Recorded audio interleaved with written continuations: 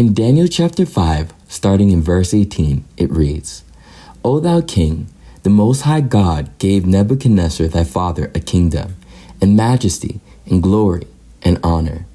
And for the majesty that he gave him, all people, nations, and languages trembled and feared before him. Whom he would he slew, and whom he would he kept alive, and whom he would he set up, and whom he would he put down.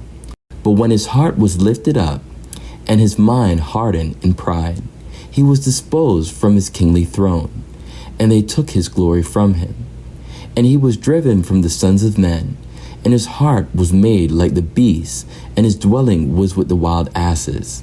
They fed with grass like oxen, and his body was wet with the dew of heaven, till he knew that the Most High God ruled in the kingdom of men, and that he appointed over it whomsoever he will. And thou, his son, O Belshazzar, hast not humbled thy heart, though thou knewest all this, but hast lifted up thyself against the Lord of heaven, and they have brought the vessels of his house before thee, and thou, and thy lords, and thy wives, and thy concubines have drunk wine in them, and thou hast praised the gods of silver and gold, of brass, iron, wood, and stone, which see not, nor hear, nor know, and the God in whose hand thy breath is, and whose are all thy ways, hast thou not glorified. Then was the part of the hand sent from him, and this writing was written. And this is the writing that was written. Mene, mene, tekel upharsin. This is the interpretation of the thing. Mene, God has numbered thy kingdom and finished it. Tekel, thou art weighted in the balances and art found wanting. Phares, thy kingdom is divided and given to the Medes and Persians. We've done it. We've accomplished it. And as much as we want to say that we did it, we can't. But why? Because there's a God that gave us the breath of life, the spirit to overcome, and the wisdom, understanding, and love needed to acquire our goals. But then, who did it? In James chapter 1, in verse 17, it states, Every good gift and every perfect gift is from above, and cometh down from the Father of lights, with whom is no variableness, neither shadow of turning. So, who did it? God did it. This may be difficult for some, but when we consider how we're all shaped in sin, in addition to the overwhelming pressure placed upon us to succeed, there's no surprise when some succumb to anxiety and stress, low self-esteem, and feelings of insecurity, all of which can result in a greater likelihood of identity crisis and all the coping mechanisms that follow such catastrophes. You may be saying to yourself, but these people couldn't have been intelligent or athletic, right? Wrong. In some cases, they're both. But without God, you're left to the devices of institutional damage and emotional hurt leaders to guide you into the path they believe your talents are best suited for. Remember, being athletic and or intelligent can come at just about any age.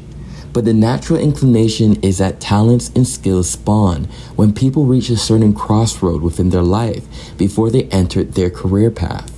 But it doesn't always happen that way, which allows us entry into the intricacies of learning to live with talent at all stages within our life.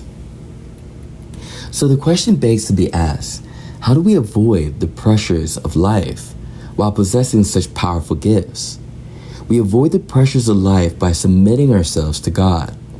But what tends to happen after the discovery of certain talents and gifts we possess is the need for us to publish it to the masses, which generally means posting it on social media platforms to attract the attention of a broader audience.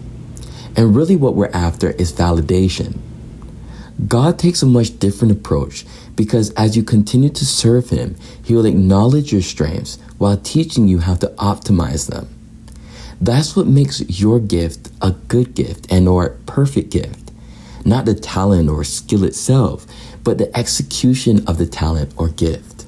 because there's some that use their gifts for the wrong reason, which can result in them hurting another as well as hurting themselves.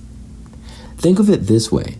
You could spend a week with someone who's mastered in art, and in turn, you'll minimally learn about an art you didn't know existed before. But if you spend a lifetime with said person, you'll learn how to coexist with your newly acquired skills. Living with a gift is much more important than acquiring them, because it teaches you the best case uses of said gifts without feeling out of place or strange when using them. Have you ever wanted to experience God's power within your life? You probably think it'll occur when acquiring a blessing, when for most, they'll experience God's power during a loss. Why? Because of pride. We can start out by believing that God made us successful, but as we progress and gain accolades, we begin to identify with our successes, thus leaving God out of the equation. But what type of losses am I speaking of? A loss in power. Sometimes this is within our relationships, our job, our finances, and or our business. In Psalm chapter 75, in verse 7, it states, "But God is a judge. He putteth down one and setteth up another." In Ecclesiastes chapter 7, in verse 14, it states, "In the day of prosperity be joyful, but in the day of adversity consider.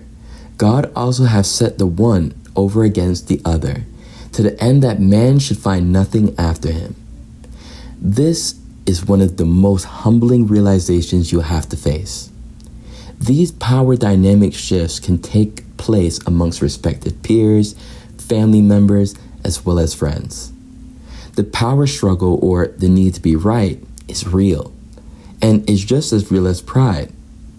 But if you realize how detrimental pride is, then you want to know how to control it or remove it altogether. God has an easy way for you to do this. And the easy way is to read, understand, and follow His word. The hard way is to allow life to have its way, and hopefully you'll figure it out. You'll get the message one way or the other. But just like a gift, you want to be able to utilize God's lessons to the fullest extent within this present life. So opt for the easy way and learn from Nebuchadnezzar and Belshazzar's mistakes, and start climbing up the mountain towards perfection. God bless.